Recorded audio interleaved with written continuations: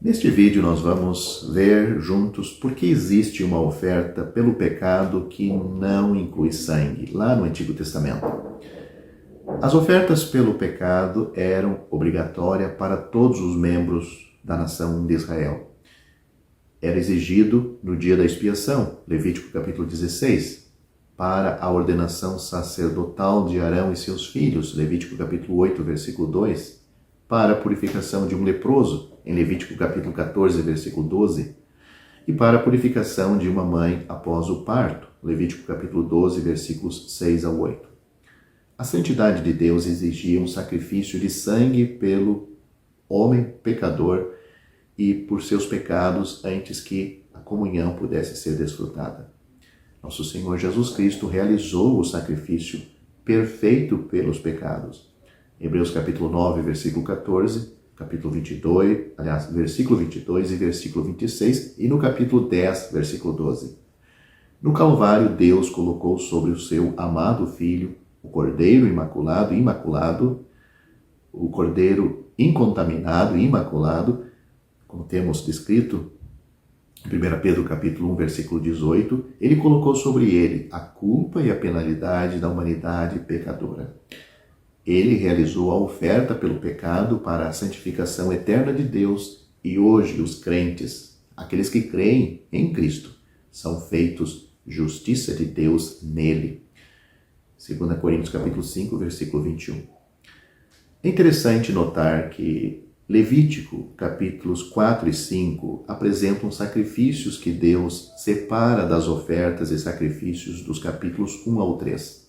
Nos capítulos 1 a 3 de Levítico, os sacrifícios são descritos como sendo de cheiro suave.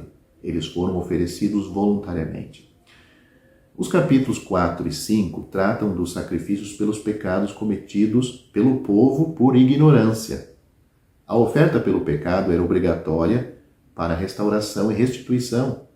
Os diversos animais e materiais para a oferta pelo pecado enfatizam a responsabilidade e a compreensão do custo do pecado.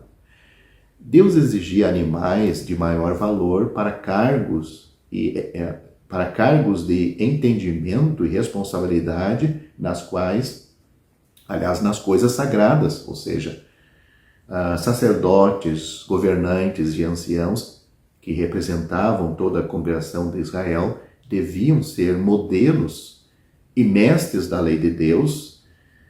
Sua oferta pelo pecado revela o custo do pecado, seja involuntário ou inadvertido, e estes homens tinham responsabilidade maiores, portanto os sacrifícios, a oferta deles deveriam ser maior. Se o povo comum não puder trazer 2 rolas ou 2 pombinhos, então ele trará como sua oferta a 10ª parte de uma efa de flor de farinha como oferta pelo pecado. Isso está em Levítico capítulo 5, versículo 11. As palavras não puder trazer ou incapaz podem ser corretamente interpretadas como muito pobres. Sua pobreza material, que exigia e permitia a oferta pelo pecado incruenta ou sem sangue, é uma figura de um crente com uma consciência muito limitada da seriedade do pecado. O punhado da farinha ou da flor da farinha e sem enfeites magnifica a graça de Deus e a total pobreza do pecador.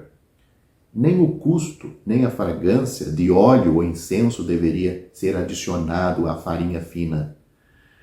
Tem sido sugerido que quando o punhado de farinha era colocado sobre o altar, ele tinha associação com o holocausto diário cujo sangue havia sido derramado?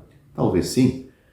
Mas na farinha fina temos o Filho de Deus encarnado. Ele era sem pecado por natureza, impecável em sua humanidade e sempre aceitável como uma oferta a Deus.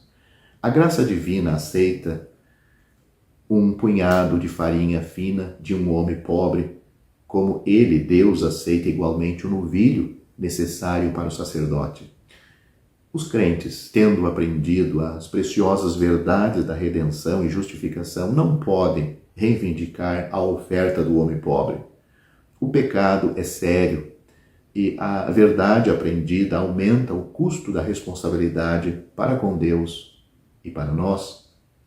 O apóstolo João diz o seguinte: meus filhinhos, estas coisas vos escrevo para que não pequeis. E se alguém pecar, temos um advogado para com o Pai, Jesus Cristo, o justo.